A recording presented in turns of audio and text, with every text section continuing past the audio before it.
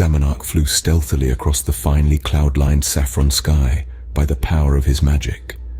The time had arrived by his reckoning for the commencement of the conflict that would rid the planet of his enemies and elevate him to the status of being the only truly significant being anywhere on the plane.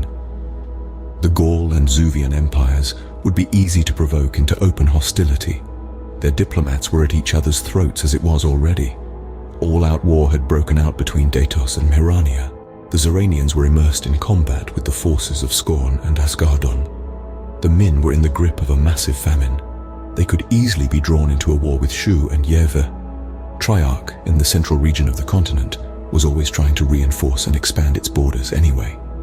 To the north, Ier was at peace. Her queen, Azera Merudat of Ayer, was overseeing a new era of peace and prosperity. The alliance with their nearest neighbor Avalan had produced much wealth for both fledgling nations.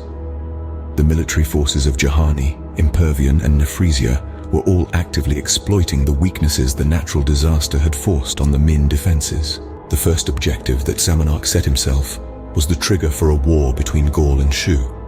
He flew onward, climbing at incredible speed. His weathered face and coarse beard rippled with the force of the air current as he neared the Gaul frontier. Night was closing in relentlessly as he reached his destination. It was a highly secret research facility deep in the Gaul heartland. Kzamanarch carried no weapons or equipment apart from the dark robes he wore and some personal baubles. He landed softly with barely a sound on the loose gravel below and surveyed the scene strategically. A 9-tall triple sever wire fence surrounded the established area in which he stood. The old major knew that it would surely be highly electrified, but as if to clear up any doubt on the matter, a small branch was swept onto it and began to burn fiercely. The guarded area inside the fence line was no larger than 50 square meters. There was a set of double-armored hydraulic gates that led into the ground. They were forged from a heavy Herculeum alloy and were designed to withstand most air-launched ordnance. Kzamanarch worked his magic.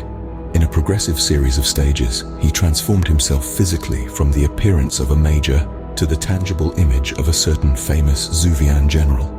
As far as anyone who did not know the higher orders of magic was concerned, he was General Harlach, the most decorated and feared cybernetics-enhanced warrior that Shu had ever produced.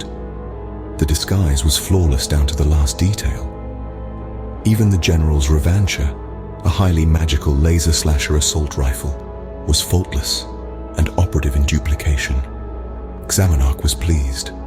His distance from the Zanu stone was affecting his powers less the longer he used them independently of the mighty source. He was now adorned in heavily fielded and enchanted euphorium plate. Kzamanarch drew an implosive exogrenade from his side pouch. These were designed to be thrown by personnel equipped with hydraulic exoskeleton armor and are accordingly large and very heavy. Harlach could throw them because of his extensive cybernetic modifications. These spherical weapons caused an intensely destructive localized implosion, devastating to armor, and in this case, Herculeum blast doors.